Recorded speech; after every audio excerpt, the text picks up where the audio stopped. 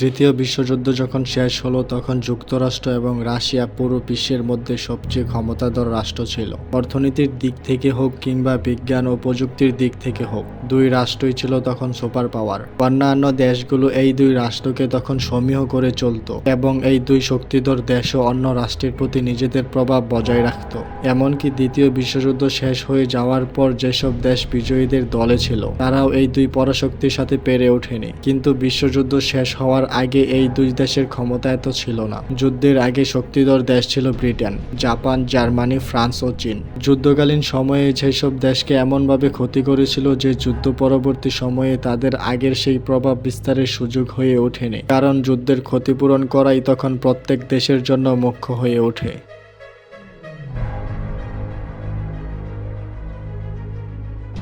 কিন্তু যুদ্ধ শেষ হবার প্রায় সাথে সাথেই যুক্তরাষ্ট্র এবং রাশিয়ার মধ্যে এক ধরনের ঠান্ডা লড়াই শুরু হয়, যাকে বলে স্নায়ুযুদ্ধ। স্নায়ুযুদ্ধে কিন্তু কখনো সত্যি সত্যি সামনাসামনি যুদ্ধ করতে হয় না। স্নায়ুযুদ্ধ হয় দুই দেশের মধ্যকার কথা চালাচালির মাধ্যমে, কিংবা হুমকি দেওয়ার মাধ্যমে, অথবা একে অপরের বিরুদ্ধে কোনো মিথ্যা প্রচারণার মাধ্যমে, কোনো বিবৃতি বা রটনার মাধ্যমে। কিন্তু দুই দেশ একে অপরের সাথে সামনে থেকে যুদ্ধে নামবে সেরকমটি স্নায়ুযুদ্ধে হয় না, কারণ দুই দেশ ক্ষমতার একেবারে শীর্ষে অবস্থান করছিল। দুই দেশের কাছেই নিউক্লিয়ার অস্ত্র মজুদ ছিল।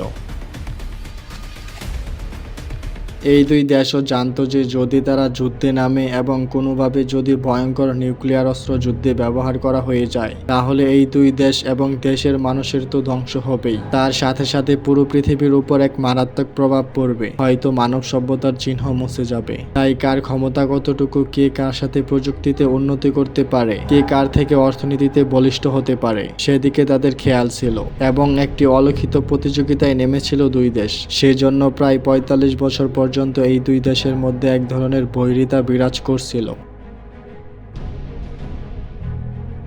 এই দুই দেশের নিজেদের মধ্যে কখনো যুদ্ধ হয়নি ঠিকই, কিন্তু তাদের মিত্র রাষ্ট্রের উপর কোনো বৈরী প্রভাব আসলে তখন তারা সেই রাষ্ট্রের জন্য একে অপরের সামরিক বাহিনীর বিপক্ষে লড়াই করছে। উদাহরণ হিসেবে কোরিয়া এবং ভিয়েতনামের কথা উল্লেখ করা যায়। এই দুই দেশ আগে কিন্তু কখনো যুদ্ধে অবতীর্ণ হয়নি, এমনকি দ্বিতীয় বিশ্বযুদ্ধের সময় এই দুই দেশের মধ্যে মিত্রতা ছিল। কিন্তু দ্বিতীয় বিশ্বযুদ্ধের সময় রাশিয়ার যে ক্ষতি হয়ে যায় সেটা পূরণ করার দিকে স্ট্যালিন সচেষ্ট ছিল। তার মধ্যে এক ধরনের ভয় ঢুকে গিয়েছিল যে রাশিয়া বা তৎকালীন সোভিয়েত ইউনিয়ন তার শত্রুপক্ষের দ্বারা সবসময় হামলার লক্ষ্যবস্তু হয়ে দাঁড়ায়।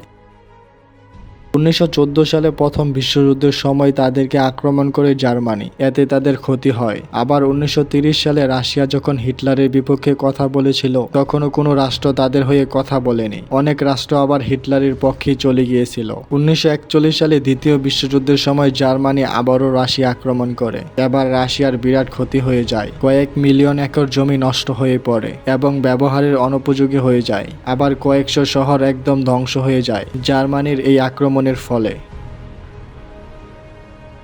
স্ট্যালিন তার মিত্র দেশগুলোর উপর মনঃক্ষুণ্ণ হয়েছিলেন, কারণ মিত্রপক্ষের কেউ তাদের সাহায্যে এগিয়ে আসেনি। এমনকি রাশিয়ার উপর চাপ কমানোর জন্য ১৯৪৪ সালের আগে তারা পশ্চিম ইউরোপে আক্রমণ চালাতেও পারত, কিন্তু সেটাও কোনো রাষ্ট্র করেনি। সেজন্য যুদ্ধ শেষ হবার কিছুদিনের মধ্যে স্ট্যালিন পরিকল্পনা করেন যে এখন তার প্রধান কাজ হবে দেশকে এমনভাবে সাজানো যেন আর বিদেশি আক্রমণ না হয় এবং নিজের দেশকে আরো শক্তিমান হিসেবে গড়ে তোলা। পশ্চিমাদের প্রতি তার বিশ্বাস একদমই ছিল না, অত্যন্ত সন্দেহের চোখে দেখতেন তাদেরকে স্ট্যালিন। বিশেষ করে জার্মানির প্রতি তার এবং তার দেশের লোকেদের ভয় এবং ঘৃণা সমানভাবেই ছিল।